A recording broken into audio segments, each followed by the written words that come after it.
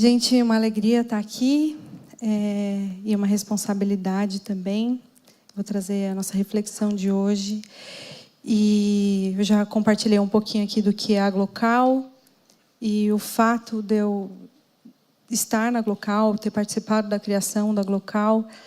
Acho que tem tudo a ver com a minha história, que eu já compartilhei partes aqui também em outras ocasiões, mas tem a ver com a história da minha família também, com a minha família ter desfrutado da ação de projetos sociais, e mais que isso, projetos sociais e ações sociais promovidas por igrejas, que estavam promovendo a justiça social.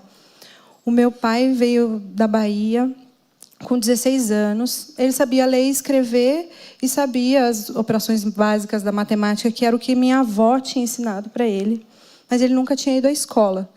E aí, na época que ele chegou em São Paulo, você tinha que, para entrar no ginásio, que era onde ele devia estar, na verdade já estava atrasado, né? Mas ele precisava fazer uma prova para entrar, e ele não sabia nem o que era prova. E para conseguir fazer isso, ele só conseguiu fazer isso, só conseguiu entrar na escola e estudar, porque ele participou de um projeto social da Igreja Metodista, que dava educação para adultos. Então, ele teve o primeiro contato com a educação formal através de um projeto social de uma igreja. A família da minha mãe é do interior de São Paulo, de Ourinhos, e veio para São Paulo porque um dos irmãos da minha mãe, um tio meu, teve poliomielite. E ele precisava ser tratado, e eles vieram para São Paulo para que ele tivesse acesso ao tratamento através da ACD, que é uma ONG que cuida de pessoas com deficiência. E eles vieram nos anos 60 aqui para São Paulo para ter acesso a esse tratamento. A família da minha mãe era muito, muito pobre. Eles venderam o que eles tinham lá no interior, compraram um terreno aqui em São Paulo, mas eles não tinham nenhuma condição de construir. E eles foram morar num cortiço, e logo eles começaram a frequentar uma igreja que era bem pertinho. Eles iam em outra igreja bem longe, mas minha avó também era uma pessoa com deficiência, não conseguia andar. Eles começaram a ir numa igreja que estava sendo plantada bem pertinho da casa deles, que estava sendo plantada por missionários, uma igreja que chama Irmãos Menonitas. Inclusive, a Vila participou da plantação de uma igreja, Irmãos Menonitas, recentemente. A gente apoiou essa plantação, a igreja do Simval. E eles começaram a frequentar essa igreja, e os missionários viram o quão vulneráveis eles eram. E eles acolheram a família da minha mãe na igreja, eles moraram na dependência da igreja por um tempo. E no final de todos os cultos, os membros da igreja, que era uma igreja bem pequenininha, todo mundo construía a casa dos meus avós. Então, assim, a vida da minha família foi moldada por igrejas socorrendo o próximo. Eu mesma fui beneficiária de vários projetos sociais, participei de vários deles, criei alguns deles na igreja em que eu fazia parte, que é essa mesma igreja que acolheu a família da minha mãe. E é muito bom quando a gente vê igreja sendo voz de justiça. Mas não é sempre assim que acontece. E hoje a gente vai falar de um texto que é um texto muito duro da Bíblia, em que o povo de Deus não foi voz de justiça. Pelo contrário. E é um texto que talvez a gente pularia facilmente, mas a gente vai falar dele. É um texto sombrio e confrontador, quando a gente se perde em religiosidade. E, Marcos, conta pra gente um pouco do que é a série, do que a gente está falando.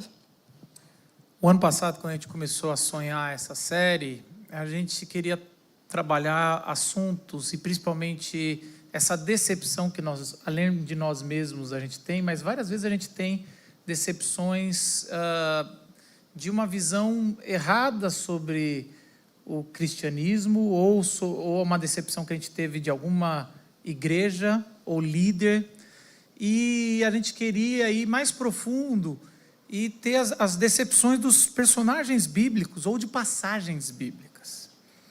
E por isso que a gente quis colocar "É só isso mesmo, decepcionados com o paraíso", porque a gente foi vendo ao longo dessa série que o texto, ele é um texto muito para adultos, e isso é importante, porque a gente foi vendo José, que ele não é todo aquele herói, aí a gente vai ver Moisés, aí Josué, e a gente vai entrando na Terra Prometida, parece que deveria estar indo bem, e a gente vai chegar no fundo do poço com esse texto que a gente vai ler. Esse texto é o texto mais terrível da Bíblia, e eu nunca pregaria ele numa condição normal, ele nem é eu nunca ouvi uma pregação sobre ele.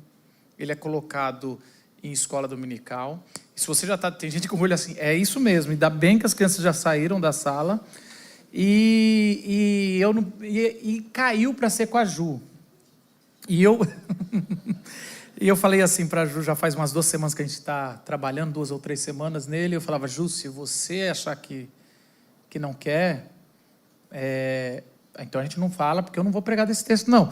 E eu falava, eu assumo, e ela, semana passada, falou, não, vamos encarar isso, semana retrasada, eu vou, a gente vai caminhando, porque é o seguinte, tem alguns sentimentos na nossa vida, nós precisamos, antes, para chegar nele, nós precisamos entrar e mexer com coisas que a gente não quer mexer. Então, tem que ir até o esgoto e sentir aquele nojo e o cheiro para entender o que é um lugar limpo, ou para entender quais são as consequências do que a gente elimina do nosso corpo. Eu falo que é que nem assistir um filme igual A Lista de Schindler. Você só pode ver a dimensão da misericórdia do ser humano se antes você vê a história terrível que está ali, que eu não posso nem falar o nome, senão a gente pode ser derrubado com a nossa live.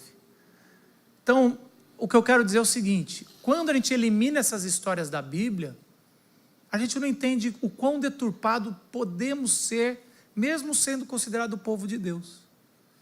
Então, nós precisamos, eu estou fazendo um disclaimer bem grande antes da gente ler, passar por esse texto, se nós queremos entender a dimensão da salvação de Jesus Cristo e da misericórdia. Vocês estão vendo, né, onde eu me enfiei. Bom, o texto que a gente vai ler é no capítulo 19 de Juízes, e contando um pouco do livro de Juízes.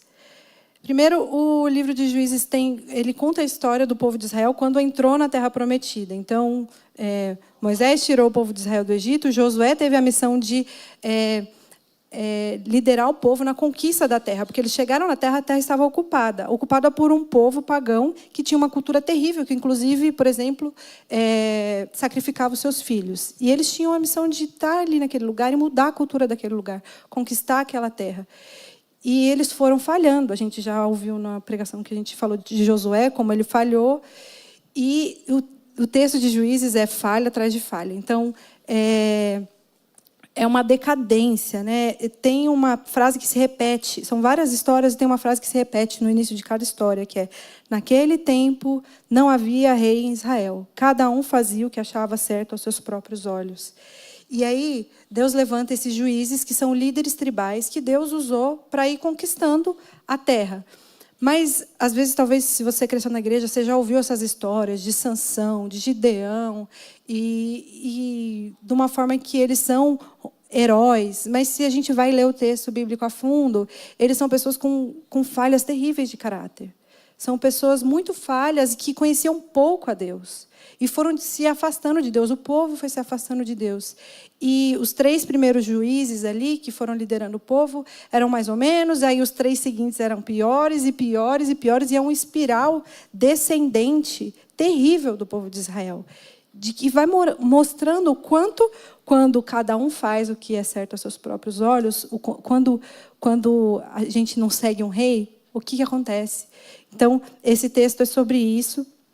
E aí a gente vai ler um texto que conta a história de um levita. Primeiro, esse levita não tem nome. Normalmente, todos os textos aqui de Juízes têm nome.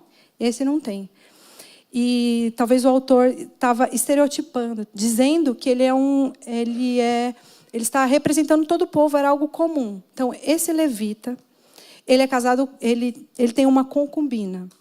Eu falei casado, mas não é isso. Ele tem uma concubina, ele possui uma concubina. É uma esposa de segunda categoria, ele não era casado com ela. É uma mulher que é usada como propriedade, como objeto sexual. Só por isso já é uma falha enorme. Deus deixa bem claro em Gênesis que o homem e a mulher estão um do lado do outro e com a missão de cuidar da terra. Ele criou a humanidade, homem e mulher, um do lado do outro. E que um homem tem que ter uma mulher só, uma mulher um homem só. Mas logo nas primeiras histórias de Gênesis, os homens já têm mais de uma esposa e já têm concubinas, e isso só gera destruição e dor para aquele povo. Esse homem, um levita, um líder religioso, ter uma concubina já é um fracasso de Israel. Então já começa assim, ele tem uma concubina, não é a sua esposa. Essa concubina trai esse homem e foge para a casa do seu pai. Vai embora para a casa do seu pai. Passados 4 meses, ele vai buscar essa mulher. Ele vai com um servo buscar essa mulher. E aí, chegando lá, o pai dela recebe ele super bem. Assim, muito bem. Hospitalidade é um valor muito caro ao povo de Israel. É um mandamento. E ainda mais, é um mandamento a acolher, inclusive, o estrangeiro. Ainda mais alguém do seu próprio povo. Ainda mais alguém que é um líder religioso. Então, ele trata ele muito bem. Mas, assim, ele trata bem demais. Ele vai falando assim, não, fica mais um pouquinho, fica, vai ter bolo, fica aí, não vai embora não. Dorme aqui, descansa mais. Aí no outro dia de manhã, não, come antes de ir embora. Aí, não, ficou muito tarde. E assim vai indo, vão passando os dias. E no 5º dia, o levita fala, não, chega, eu vou embora, não vou ficar mais aqui. E ele decide, arruma as coisas e vai embora. Só que ele sai num horário ruim, num tempo ruim. Então, eles andam um pouquinho e logo escurece e eles estão na estrada. E aí, quando escurece, eles estão perto de uma cidade que chamava Jebus, que mais tarde vira Jerusalém. Mas essa cidade ainda não era Jerusalém, ainda não tinha sido conquistada pelos israelitas. E aí o servo dele fala assim, vamos dormir aqui. Ele fala, não, eu não vou ficar numa cidade que não é de israelita. Já se recusou. Vamos andando mais para frente e vamos ficar na próxima. E a próxima cidade era Gibeá, uma cidade que, sim, já tinha sido conquistada pelos israelitas, da tribo de Benjamim. E aí, eles entram nessa cidade, de Gibeá, sentam na praça e ficam esperando alguém chamá-los para passar a noite na casa deles. Que era assim que funcionava. Você ia para a praça e alguém te acolhia. E eles ficaram, foi passando o tempo, ninguém chamava eles. E eles foram deixados ali. Até que passa um senhor, um idoso, que não era daquela tribo, mas morava ali. E pergunta, o que vocês estão fazendo? De onde vocês vieram? Para onde vocês vão? E eles contam a história. E aí, a partir daqui, a gente vai ler o texto. Em Juízes 19, do versículo 20 ao versículo 30.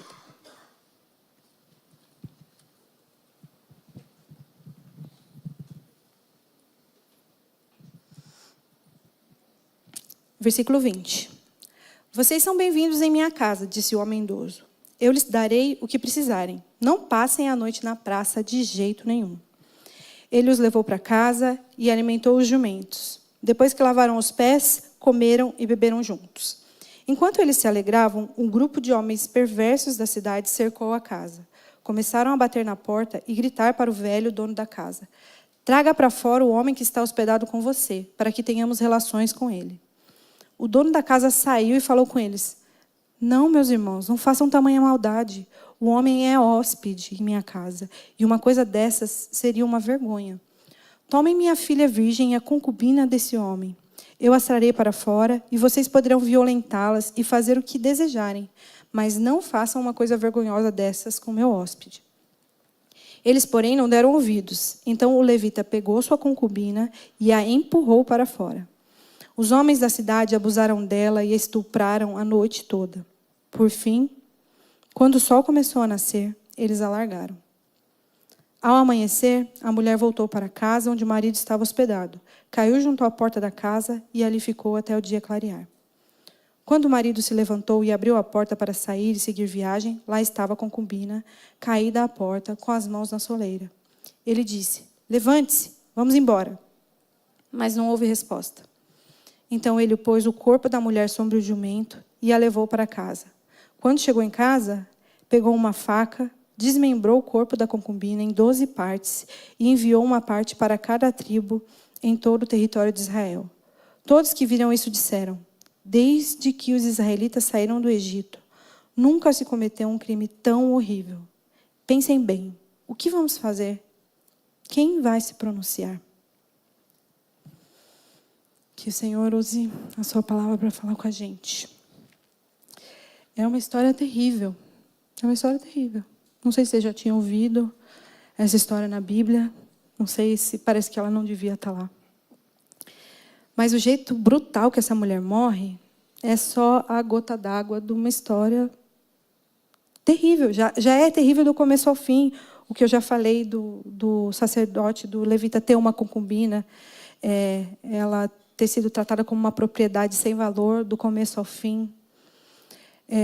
Ao invés de acolher aquele homem, a sua concubina e o seu servo, aquele grupo de homens de Gibeá, que é abusar do levita. E acaba fazendo isso com a concubina. Um homem que hospeda... o homem que hospeda eles oferece a filha e a concubina no lugar. Por que ele não ofereceu o servo, já que eles queriam um homem? Porque as mulheres não eram nada. As mulheres não tinham valor nesse contexto cultural aqui. Mas eles não aceitam. E aí o levita que empurra a sua concubina para fora. É ele quem empurra, fecha a porta e vai dormir. A Bíblia diz que ele vai dormir. E no outro dia ele levanta, como se nada tivesse acontecido, arruma as suas coisas para ir embora, aí abre a porta e ela está lá. Ah, você está aí? Levanta, vamos embora. Ele não está preocupado com o que aconteceu com ela, ele não socorre ela, ele não tem um gesto de cuidado. Ele não está preocupado. Agora, ele fica muito chateado que a sua propriedade não existe mais. Ele não está preocupado com ela como pessoa. E aí ele leva ela para casa e corta ela em pedaços e envia um pedaço para cada tribo. Fazendo isso, ele age como um antissacerdote, porque aquele homem era um levita, ele tinha funções no templo de oferecer sacrifícios com animais para purificar o povo, para tirar o pecado do povo. Ele estava acostumado a cortar animais, tirar as vísceras, ele estava acostumado com isso, não era uma novidade. Mas ali, num corpo humano, que foi assassinado de uma maneira tão brutal, ele profana esse corpo. Ele se torna impuro, tocando nesse corpo. Ele profana esse corpo, cortando esse corpo. E ele torna as 12 tribos de Israel impuras, porque ele envia um pedaço da mulher para cada uma das tribos. Ele deixa cada uma daquelas terras impuras. Então, ele faz o contrário do que ele devia fazer. Em vez de purificar, ele torna impuro aquele território, Israel inteiro. E isso desencadeia uma guerra civil em Israel. Os homens se juntam, nos capítulos que se seguem, aí os homens se juntam, fala assim que Israel se juntou como um homem só. Antes eles estavam todos separados. Aí aconteceu isso, Israel se juntou como um homem só, esse levita conta a história. Obviamente, na hora que ele conta a história, ele não fala que foi ele que empurrou a concubina, fala que os homens todos da cidade queriam matá-lo, que não era só um grupo. Enfim, ele edita a história para ficar melhor para ele. E todo mundo vai atrás da tribo de Benjamim toda, e praticamente é o extermínio da tribo de Benjamim. Violência atrás de violência. E assim, só vai piorando, só vai piorando. Tem sequestro, tem assassinato, um monte de coisa, só piora a história. E esse é o ponto em que a gente vê, e é o final de Juízes, é o final, e é que a gente vê, tipo, vocês entraram na Terra Prometida e vocês falharam miseravelmente. Olha onde a gente chegou. Termina com, pensem bem, o que vamos fazer? Quem vai se pronunciar? É só isso mesmo? Foi para isso que a gente foi chamado, para vir para essa terra? Foi assim que terminou. E existe uma história semelhante na Bíblia, talvez você tenha lembrado dela enquanto eu estava lendo, que é a história da destruição de Sodoma e Gomorra. São duas cidades que são pagãs e que a Bíblia fala que a maldade era tremenda. E que Deus decidiu destruir. Mas tinha um homem justo lá. E Deus mandou 2 anjos para salvarem esse homem justo, que era Ló. E aconteceu a mesma coisa. Quando os anjos entraram na casa de Ló, aí a cidade inteira, todos os homens da cidade bateram na porta e falaram, manda esses homens aqui para fora que a gente quer ter relações com ele. Só que eles eram anjos e Deus interviu e não aconteceu como aqui. E Sodoma e Gomorra foi destruída, recebeu o juízo de Deus, que também pode ser um sinal da graça.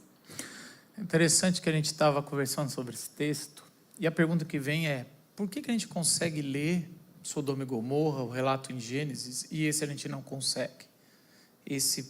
Muitos aqui eu tenho certeza que é a primeira vez que ouviu esse relato. Sabe por quê? Porque em Sodoma e Gomorra, não foi porque foi os anjos, porque a história é igualzinha. O narrador está querendo que a gente lembre. O narrador tem uma mensagem muito clara. Israel virou pior do que Sodoma e Gomorra. E a pergunta é, por que então que não veio bola de fogo do céu? Porque quando a gente está lendo a história de Sodoma e Gomorra, os anjos vão para a praça, alguém colhe, e aí eles vão fazendo a mesma coisa. A história está sendo, o autor está colocando, essa história está se repetindo pior. E a gente fala, o fogo vem do céu. Isso traz algo muito importante para a gente entender. Não tem juízo. A gente sempre pensa o seguinte, ou Deus age com graça e amor e salva, ou Deus age com juízo. Mas presta atenção que aqui talvez é uma lição para gente adulta. Nunca tem juízo de Deus sem graça e nunca tem graça de Deus sem juízo. Seria muito melhor se essa história tivesse... A hora que começou a confusão, Deus descesse fogo do céu e matasse todo mundo. Não seria justo falar... até que enfim, se ele fez isso em Sodoma, por que não faz isso na tribo de Benjamim?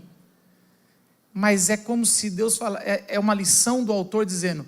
Se Deus deixar a gente, mesmo sendo o povo de Deus, ao nosso bel prazer e ao nosso bel agir, a gente se torna pior do que Sodoma e Gomorra.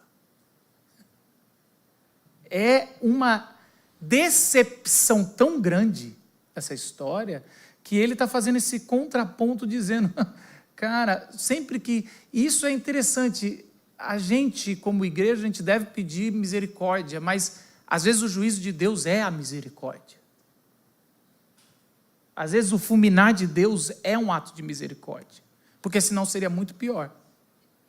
Então a gente precisa entender, como pessoas que estão caminhando e maduras em Deus, que não é um Deus do Antigo Testamento maldoso, justiça, e Jesus é bom. Não. É graça sem cruz, não é graça. E justiça, o ato de justiça e punição sem amor, é vingança. A justiça não anda sozinha. Se ela andasse sozinha, ela não seria justiça, ela deixaria de ser justiça, ela precisa da graça. E foi Jesus que deu esse grito, ouviu o grito de socorro, encarnou e deu o grito de basta, de injustiça. Ele recebeu o juízo nele para estender a graça para a gente. E ele espera o mesmo da gente como povo de Deus. Ele espera uma posição de denúncia do mal e anúncio dos sinais do reino. E não anúncio só de falar, mas anúncio de agir, de promover justiça. E como eu contei no começo, na história da minha família, tem gente fazendo isso. Tem gente que entendeu, que está promovendo sinais do reino. E graças a Deus tem isso. Graças a Deus tem gente ouvindo esse chamado. E a gente vai ouvir hoje a história de alguns acelerados. Eu tenho um privilégio muito grande de caminhar com 159 organizações de pessoas que estão promovendo justiça em esferas diferentes, em causas diferentes, para populações diferentes, em territórios diferentes, mas tem muita gente, tem esperança. E aí eu queria convidar aqui a Bia da Cruzando Histórias, que foi acelerada por nós. Uma salva de palmas para a Bia.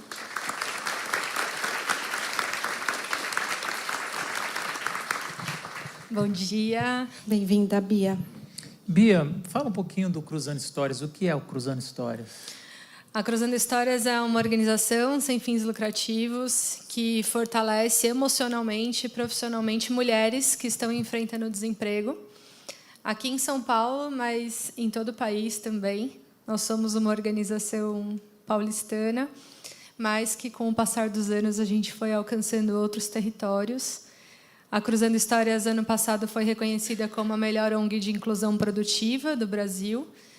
E isso significa muito, é um prêmio muito grande, é um reconhecimento muito grande, mas acho que... Está entre as 100 melhores ONGs do Brasil. Está entre as 100 melhores ONGs do Brasil, no universo de 900 mil ONGs, né? Porque é bom a gente dimensionar para entender quem não trabalha com isso.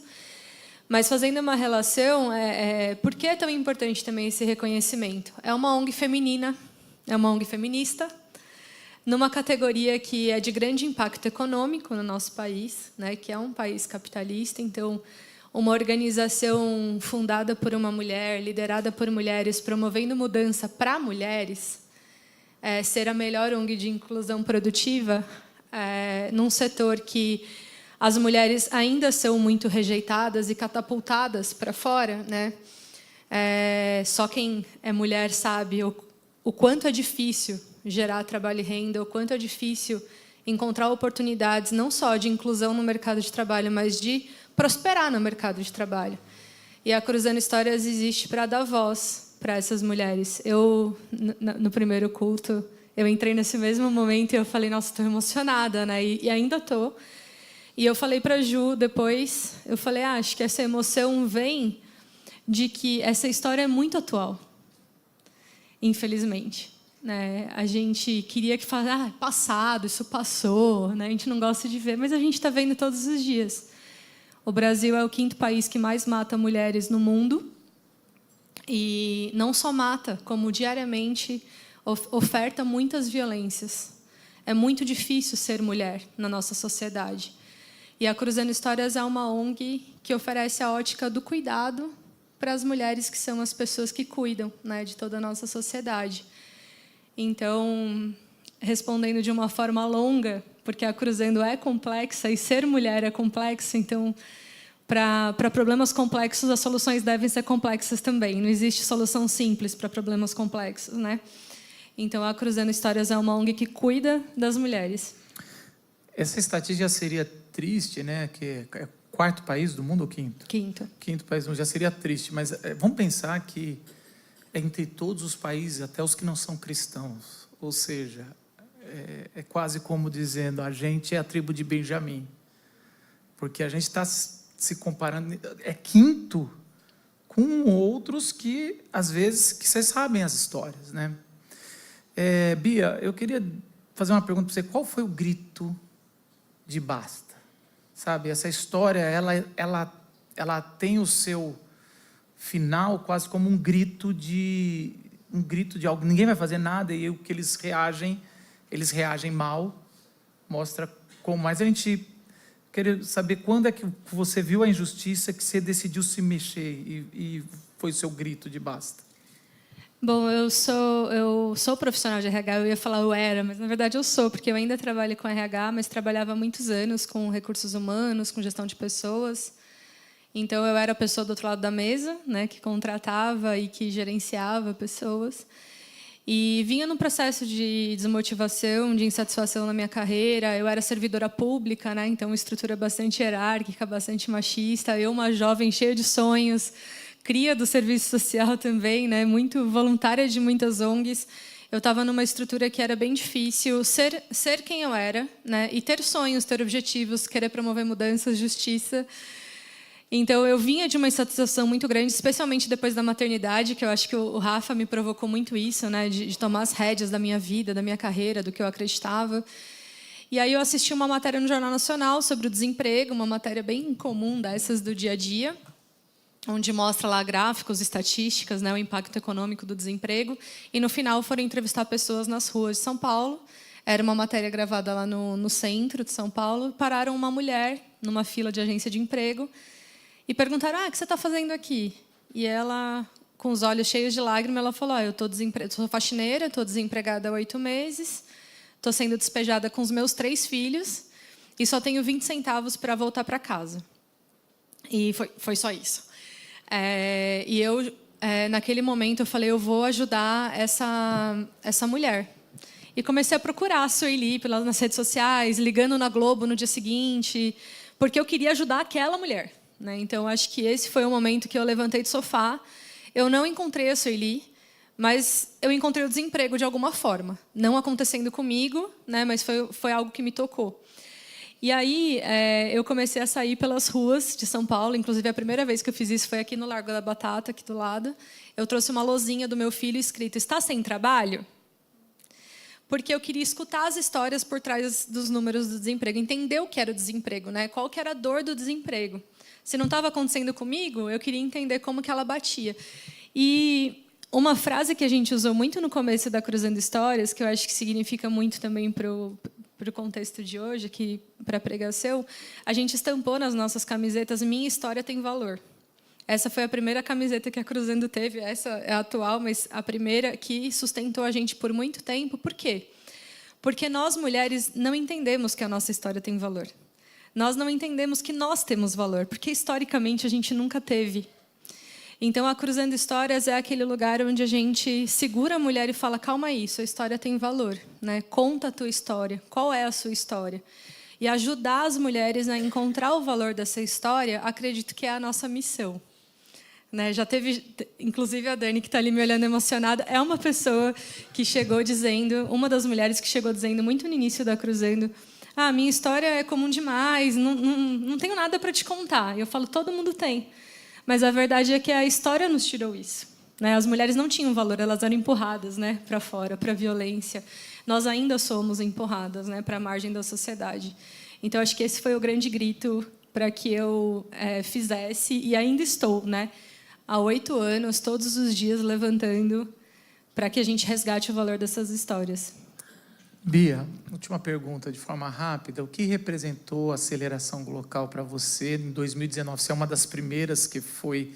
Você está na primeira turma a ser acelerada. A gente ainda estava aprendendo, né? Mas o que representou? Foi cobaia, gente, da Glocal.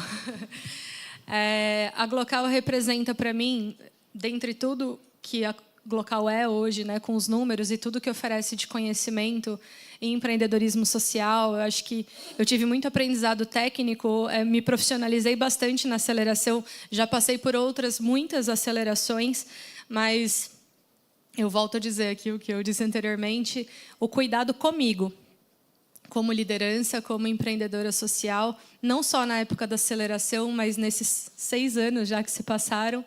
Eu ainda me sinto muito conectada à Glocal hoje. Eu estou como voluntária, mas é como se fosse uma família de pessoas que, de fato, querem ver o nosso servir transbordar, mas de forma saudável, de forma bondosa, que a gente não se perca do propósito, da essência. Então, acredito que a maior contribuição, dentre todos os processos que eu já passei e que faz da Glocal único, é realmente ter pessoas como vocês, que seguram a nossa mão o tempo todo e que nutrem a nossa fé, né? Nos conectam à essência, ao propósito. E isso faz toda a diferença, porque o dia a dia é trabalho, como todos os outros, né? A gente se cansa, a gente se frustra, muita coisa não dá certo. Então, estar nutrido dessa fé, dessa bondade é muito especial e a Glocal, sem dúvidas, faz isso muito bem. Bia, Cruzando História, uma salva de palmas, gente. Obrigada, gente.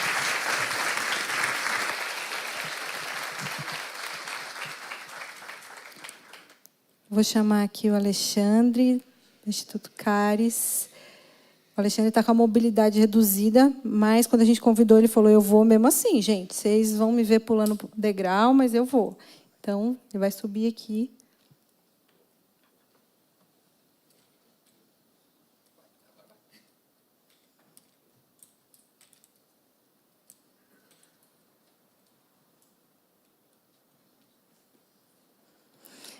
Obrigada, Alexandre. Conta pra gente, bem-vindo. Obrigado. Conta pra gente o que é o Caris. Gente, boa tarde, comunidade. Tudo bem com vocês? Gente, é um prazer estar aqui. Vamos começar a falar o que é o Instituto Caris, né? Nós somos uma organização filantrópica que nasceu na Zona Leste de São Paulo, né, que a gente trabalha em 3 eixos: saúde, educação e voluntariado. Né? Então, a ONG é 100% de voluntários, 100%. Né? Nós não temos uma pessoa contratada. E faz 20 anos que funciona assim. E já impactamos, nesses 20 anos, 120 mil pessoas. Então, o voluntariado dá certo. Né? Que área da saúde? A área da saúde, a gente trabalha com odontologia, psicologia, auriculoacupuntura e medicina integrativa. Me conta uma coisa. Como é que foi o seu grito de basta, Alexandre? Quando foi que você olhou uma coisa, uma injustiça, e falou, eu tenho que dar uma resposta para isso? Eu sempre falo, eu olhei para mim mesmo. Né? Eu olhei e fiz uma reflexão interna comigo mesmo. Mas isso só veio depois de muito tempo, como vocês, sentado em banco de igreja e achando que igreja era lugar de vir escutar mensagens boas, falar, pastor, que mensagem maravilhosa, tal. Até que um dia, eu sou de família de imigrantes nordestinos e ascendi em São Paulo, tive uma carreira profissional gigante, uma carreira acadêmica grande, cheguei ao topo da cadeia, estava ganhando muito dinheiro e tive uma cefaleia tensional que me levou a ficar 4 dias internado e fazer um procedimento na coluna. E aí, toda vez que eu ficava em pé, dava uma dor de cabeça gigante, eu começava a vomitar, deitava de novo. E aí, deitava e ficava no hospital, até que eu fui para o bloco cirúrgico, injetaram sangue para fechar minha medula. E na volta me deram um dormonide. Só que não funcionou o dormonide comigo. Em vez de eu dormir, deu efeito colateral, que é angústia. Não sei se alguém aqui já passou por angústia. É a pior coisa do mundo, né? Que você tem vontade de morrer. E eu fiquei no hospital com angústia. Quando passou essa angústia, eu falei, olha, eu entendi, Senhor, o que o Senhor queria de mim. Que o que eu faço de melhor na vida, eu não faço dentro da minha comunidade de fé, que é servir ao próximo, no que eu faço de melhor, sendo dentista e sendo professor. Aí nasceu o Instituto Caris. Né? Então, um start, às vezes, tomara que vocês tenham um start sem angústia. Sem angústia. Então, é uma chance que vocês têm, né? É uma chance que vocês têm, né? Estou falando porque sempre acontece, né? Sempre acontece algum evento para a gente sair da zona de conforto. E hoje você dedica 60% do seu tempo ao próximo. O que aconteceu com o passar do tempo, né? Eu fui me entregando, me jogando, entendendo que o próximo era eu mesmo, né? E eu cada hora cedia mais tempo,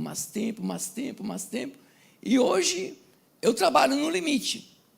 O que eu ganho é para mim viver, e o resto é dedicação ao voluntário. Então, isso requer 60% do meu tempo, requer viagens, requer que eu encontre uma tribo quilombola na Paraíba que fale, Alexandre, vem aqui, porque a gente quer gerar renda. Aí, de repente, eu trabalhava só com saúde, educação e voluntariado lá na Paraíba, no quilombo, a gente trabalha com geração de renda.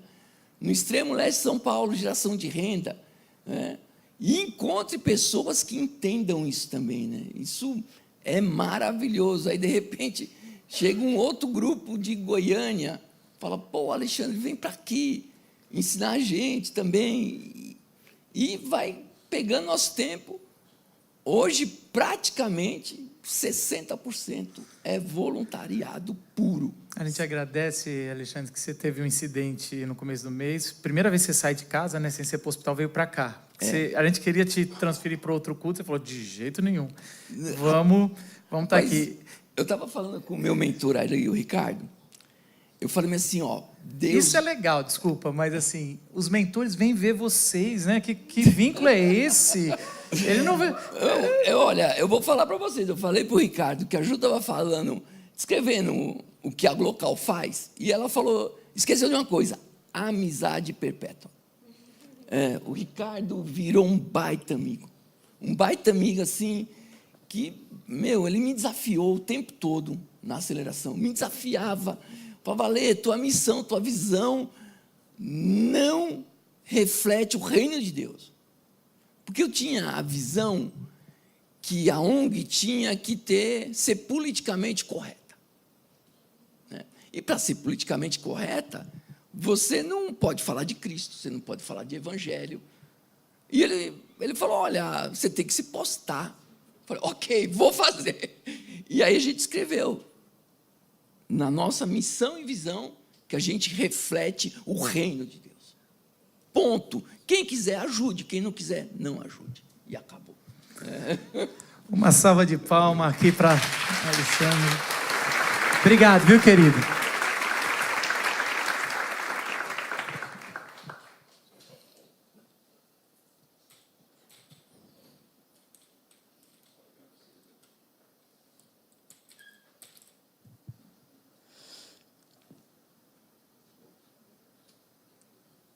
Deu tudo certo, gente. Que bom. Gente, injustiças acontecem todos os dias. mas nem sempre a gente escuta os gritos de socorro. Elas, como a Bia falou, essa história, infelizmente, não está no passado. A gente podia ouvir essa história no jornal, a gente escuta tantas histórias semelhantes. Às vezes a gente escuta o grito. Na maior parte das vezes, quando aquele grito lembra que podia ser a gente. Quando alguém é assassinado no parque que eu frequento. Quando é o filho de um amigo meu que não tem acesso a um tratamento. Aí chega, vamos promover justiça. Mas às vezes quando está lá longe, quando aquela pessoa não se parece comigo, a gente fecha a porta e vai dormir. Ou pior, ou a gente empurra, quando a gente está com risco, algum tipo de risco, a gente empurra um vulnerável para sofrer no nosso lugar. E fecha a porta e vai dormir. Um dos mandamentos, ou o maior mandamento, quando Jesus foi perguntado, é amar a Deus sobre todas as coisas e ao próximo como a nós mesmos. E quando a gente esquece desse chamado, é o começo do fim. A gente repete essas mesmas histórias. Então, talvez essa história seja chocante porque ela está na Bíblia, mas se ela estivesse no jornal, a gente ia falar. Não que ela não seja brutal, mas a gente não é nada que é tão inesperado assim. Infelizmente, essas histórias estão acontecendo todos os dias. E a gente continua dormindo. A gente continua dormindo. Ignorando esses gritos. Teve uma pessoa que viveu o juízo, levou sobre si o juízo, que foi Jesus. Ele se entregou, ele não foi empurrado. Ele veio, ele encarnou. E ele se entregou no nosso lugar. Por vontade própria, ele tomou sobre si o castigo que nos traz a paz. E ele, enquanto estava aqui, acolheu os vulneráveis, aqueles que estavam à margem. Ele chamou os improváveis para um grande banquete. As pessoas que não eram convidadas, não eram bem-vindas em lugar nenhum. Ele foi convidando, ele foi conversando com homens e mulheres que estavam à margem. E ele espera isso do seu povo. Ele está usando a igreja para esse chamado de denunciar o mal e de anunciar a graça de Deus, anunciar com atos de justiça, plantando sementes do reino dele que já está chegando, que já começou. E graças a Deus a gente tem histórias de que está sendo plantado, já começou. A gente tem gente comendo, gente que não sabia o que comeria. A gente tem gente que estava desempregado, que agora tem emprego. A gente tem mulheres que não tinham um absorvente, que agora tem. A gente tem pessoas com deficiência que conseguem acessar cursos e empregos e outras atividades das quais elas estavam excluídas. A gente tem gente fazendo bem. E graças a Deus a gente tem gente fazendo bem através dessa igreja. Mas o nosso chamado não é só como igreja, o nosso chamado é individual, é você. É você, pessoa física.